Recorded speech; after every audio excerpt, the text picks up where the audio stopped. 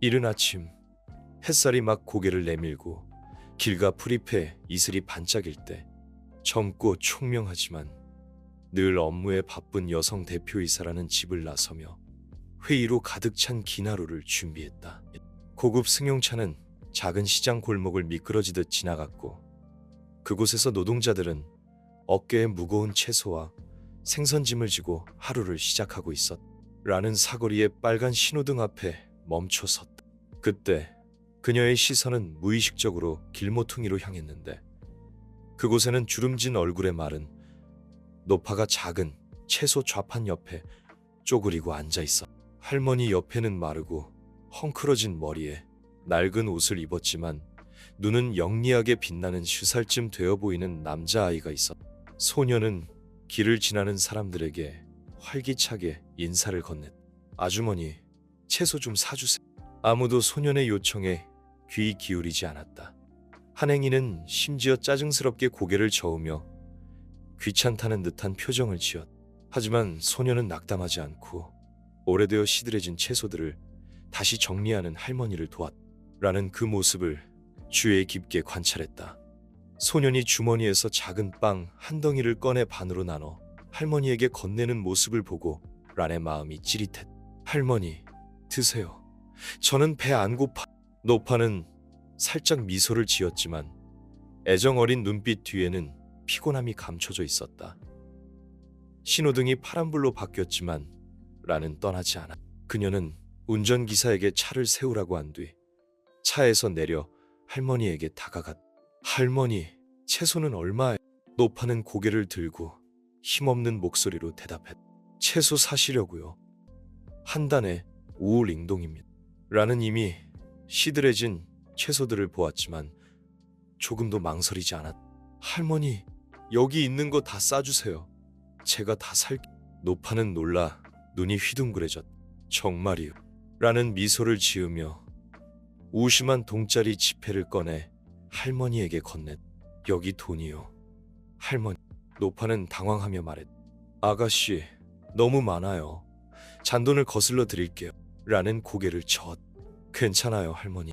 아는 마치 귀한 선물을 받은 듯 눈이 반짝였다.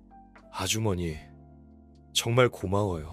라는 웃으며 소년의 머리를 쓰다듬었다. 걱정 마. 할머니, 이따 오후에 다시 와서 가져갈 테니 그때까지 정리해 주세요. 이제 일하러 가야. 노파는 고맙다는 말과 함께 고개를 끄덕였다. 걱정 마세요. 아가씨, 준비해 놓겠습니다. 라는 서둘러 그 자리를 떠났다. 하지만 그녀는 그날 아침의 행동이 자신의 인생을 영원히 바꿔놓을 운명적인 사건의 시작이라는 사실을 전혀 알지 못했다. 라는 그날 아침 이후 곧바로 바쁜 업무에 휩싸여 끊임없이 이어지는 회의, 쉴 새 없이 울리는 전화, 싼더미 같은 서류 작업에 파묻혀 노파와 소년과의 약속을 까맣게 잊어버렸다.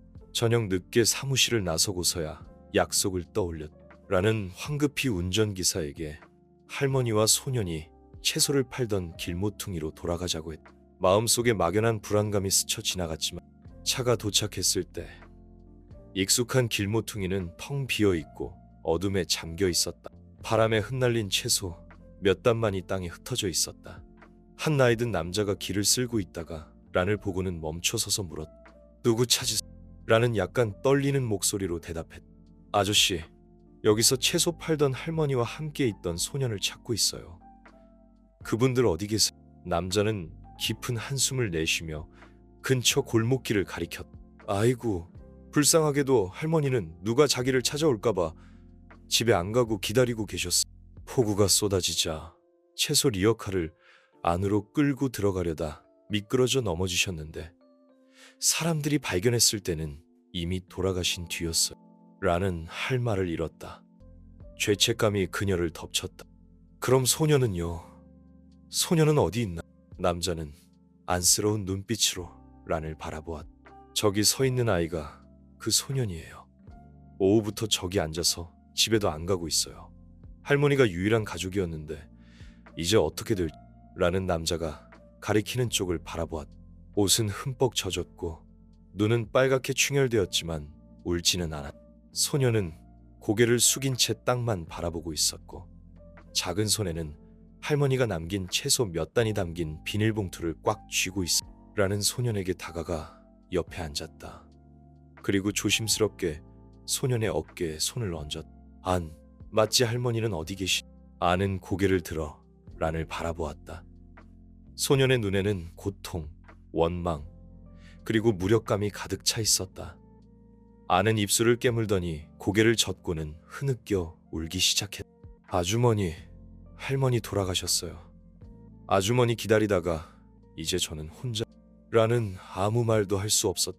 소녀는 절망적인 눈빛으로 란을 올려다보았다. 아주머니, 나쁜 사람이에요. 왜 할머니를 그렇게 오래 기다리게 했어요? 라는 무릎을 꿇고 소년을 품에 안았다. 빗물에 온몸이 흠뻑 젖는 것도 느끼지 못했다. 그날 밤 란은 안을 자신의 집으로 데려갔다. 크고 화려한 저택에 소녀는 어리둥절한 표정을 지었다. 하지만 란은 소년이 겪은 슬픔을 대신할 수 있는 것은 아무것도 없다는 것을 알고 있었다. 그 후 며칠 동안 란은 아내 할머니 장례를 정성껏 치렀다. 그리고 자신의 잘못을 조금이라도 만회하기 위해 안을 입양하기로 결심했다. 안, 이제부터 여기서 나랑 같이 살자.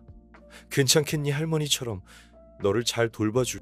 소녀는 조용히 고개를 끄덕였지만 눈빛에는 깊은 슬픔이 서려 있었다. 란은 안에게 장난감과 새 옷을 많이 사주며 보상하려 했지만 소녀는 전혀 기뻐하는 기색이 없었다. 매일 밤 란은 안이 창가에 앉아 누군가를 기다리는 듯 멍하니 밖을 바라보는 모습을 보았다.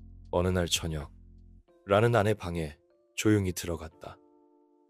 소녀는 자고 있었지만 눈가는 여전히 촉촉했다. 침대 옆에는 할머니의 낡은 사진이 놓여 있었다. 란은 사진을 집어들었다. 마음속에 씁쓸한 감정이 밀려왔다. 안은 착하고 예의 바른 아이였지만 란의 가족들은 안을 의심하기 시작했다. 가난한 집 아이를 데려다 키우면 나중에 커서 우리 재산을 노릴지도 몰라. 라는 그들의 말을 무시하려 했지만 마음속 불안감을 떨쳐버릴 수는 없었다. 어느 날 란은 집에서 돈이 없어진 것을 발견했다. 란은 소년에게 물었다. 안, 엄마 돈 가져간. 소년은 격렬하게 고개를 저었다. 아니에요. 저는 절대 그런 짓 안 해. 하지만 란은 혼란스러워졌다. 안을 의심하고 싶지 않았지만 가족들의 압박에 지쳐가고 있었다. 결국 란은 안을 유학 보내기로 결정했다. 안, 엄마는 네가 외국에 가서 공부했으면 좋겠어. 그곳에서 더 좋은 기회를 얻을 수 있을 거야. 소녀는 울지 않고 고개를 끄덕였지만 눈빛은 슬픔으로 가득했다. 엄마, 걱정 마세요. 저는 돌아올 거예요. 그리고 제가 나쁜 사람이 아니라는 걸 엄마에게 증명해 보일 거예요. 라는 비행기에 오르는 안에 작은 모습을 바라보며 마음이 무거워졌다. 그녀는 이 결정이 두 사람의 인생에 큰 전환점이 될 줄은 꿈에도 몰랐다. 시간은 흘러갔고 라는 계속해서 큰 사업을 진행했지만 마음 한구석은 늘 허전했다. 가끔씩 짧은 감사 편지를 보내 학업에 열중하고 있다는 소식을 전했지만 거리감 때문에 라는 두 사람의 관계가 점점 멀어지는 것처럼 느꼈다. 그녀는 아내 마음속에 예전의 의심 때문에 생긴 상처가 아직 아물지 않았다는 사실을 알지 못했다. 란의 회사는 크게 성장했지만 그녀는 가족 내부의 압력에 시달리고 있었다. 란의 사촌인 미는 회사의 중요한 프로젝트를 담당하고 있었는데 권력욕을 드러내기 시작했다. 그는 란이 너무 물렁하다며 비난하고 안을 입양한 것을 조롱하기까지 했다. 그런 애를 왜 데려다 키워? 피도 안 섞인 애가 나중에 커서 재산을 노리면 어쩔? 라는 그런 말들을 애써 무시하려 했지만 마음속으로는 불안감이 커져갔다. 자신이 정말 안을 이해하고 있는지 혹은 안을 입양한 것이 모든 문제의 시작인지 자문했다. 어느 날 란의 회사에 청천벽력 같은 소식이 전해졌다. 회사의 핵심 프로젝트 계획이 유출된 것이다. 경쟁사인은 갑자기 똑같은 계획을 발표했고 더 나은 조건을 제시했다.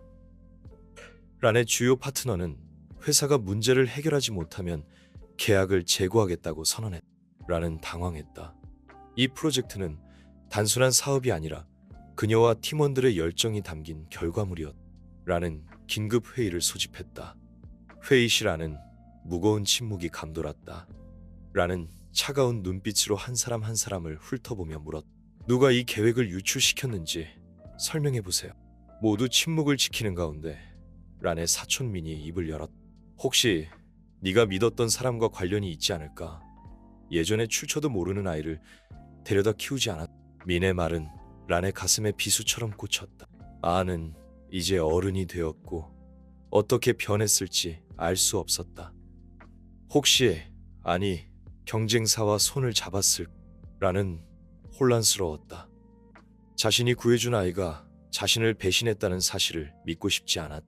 어느 날 아침 란이 경영진과 회의를 하며 상황을 수습하려 애쓰는 동안 한 통의 수상한 이메일을 받았다.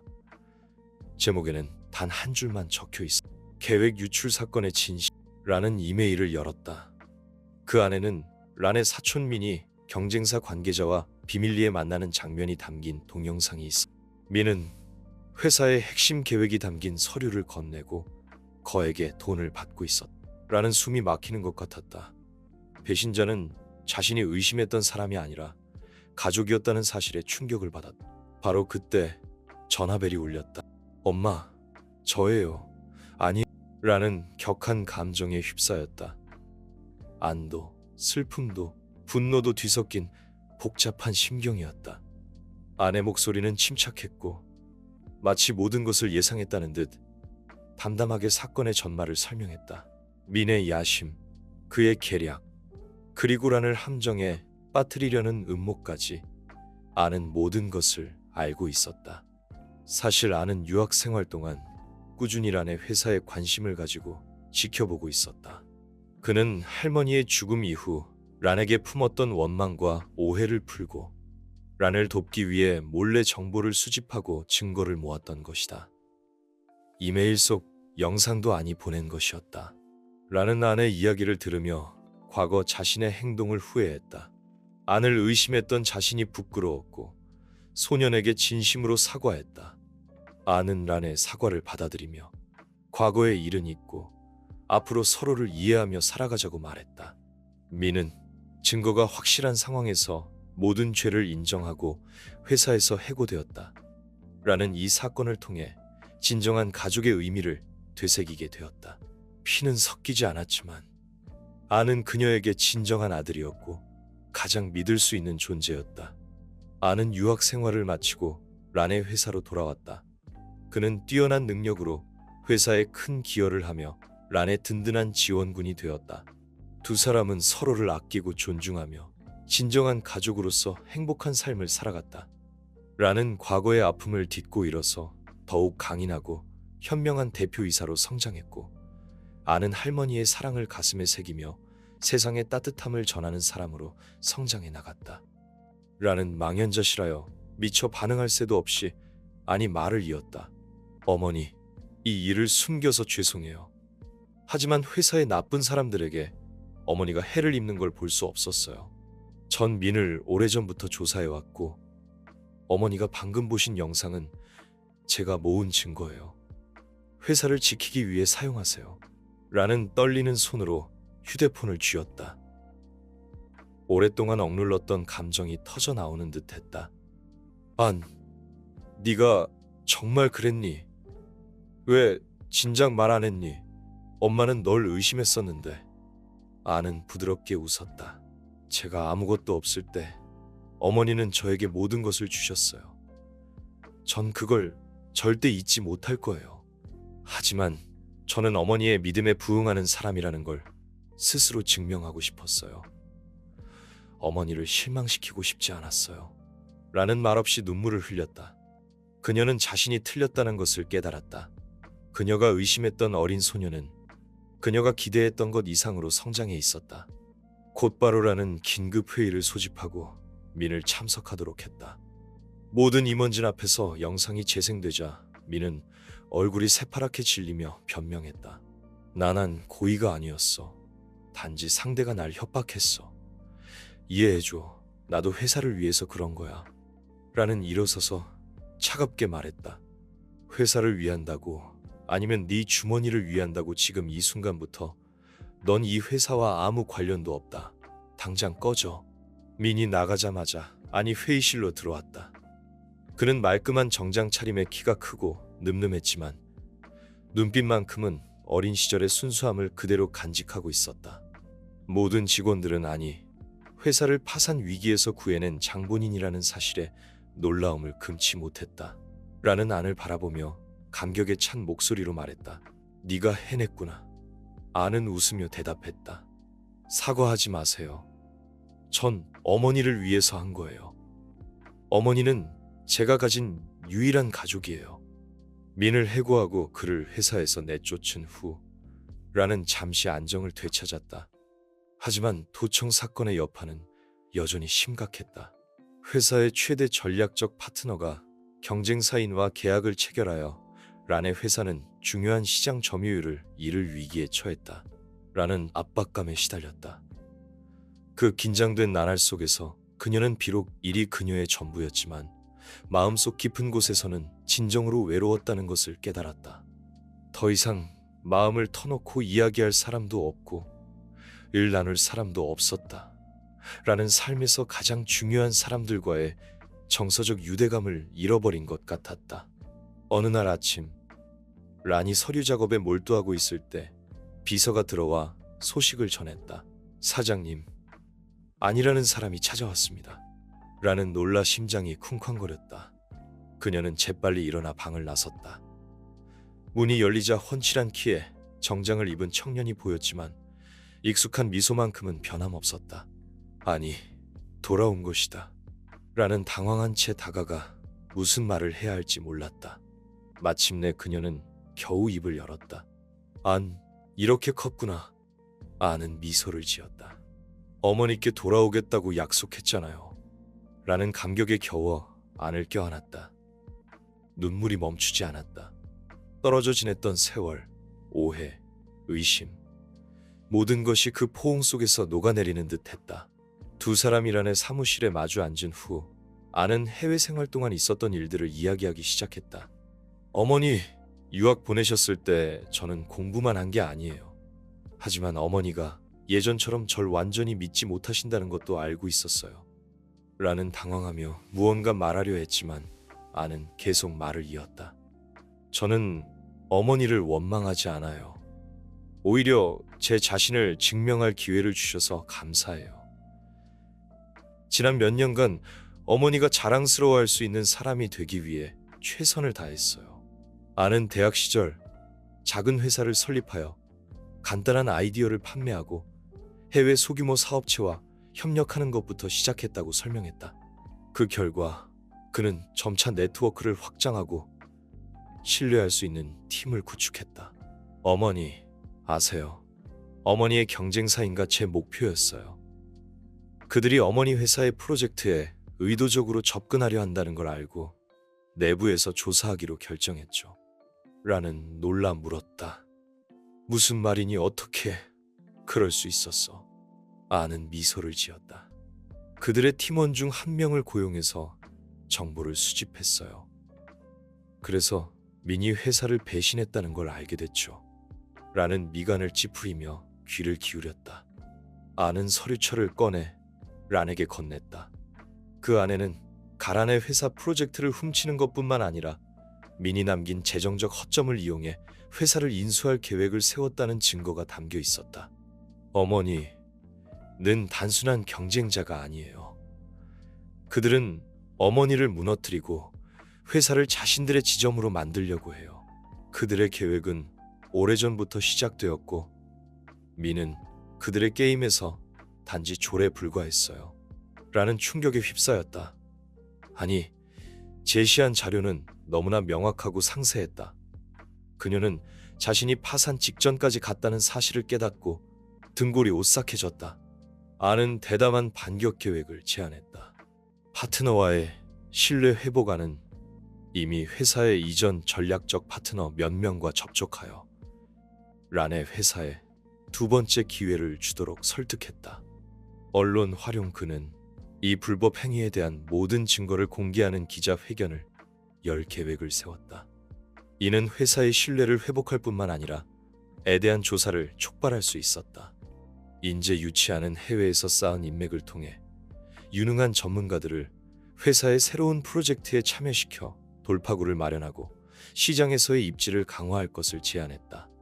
라는 처음에는 계획이 너무 무모하다고 생각했지만 아내 단호한 눈빛을 보자 이번에는 그를 믿어야 한다는 것을 알았다. 대형 호텔에서 기자회견이 열렸다. 란과 아는 언론과 파트너들 앞에 함께 나타났다. 유망한 젊은 사업가 아는 반격 계획을 발표했다.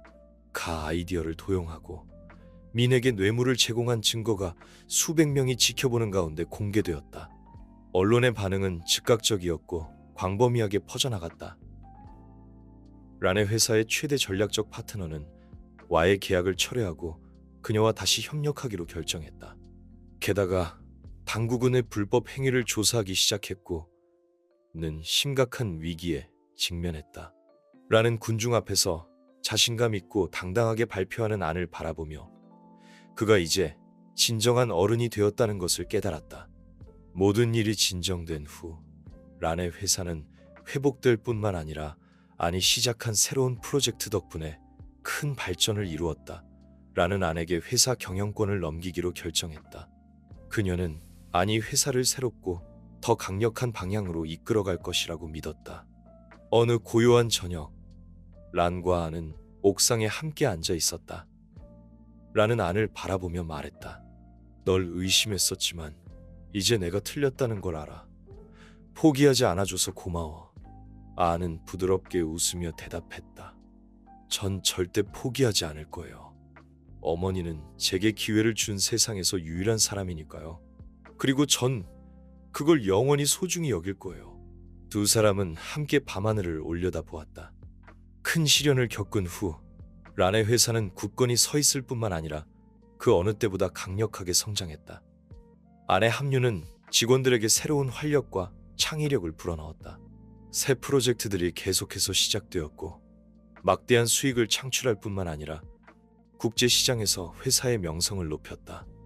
수년간 헌신했던 란은 경영에서 물러나 안에게 모든 권한을 맡기기로 결정했다. 그녀는 이제 평화로운 시간을 보내며 삶에서 놓쳤던 것들을 되찾을 때라고 생각했다. 어느 날 아침, 란은 현관에 앉아 자신이 가꾼 작은 정원을 바라보고 있었다.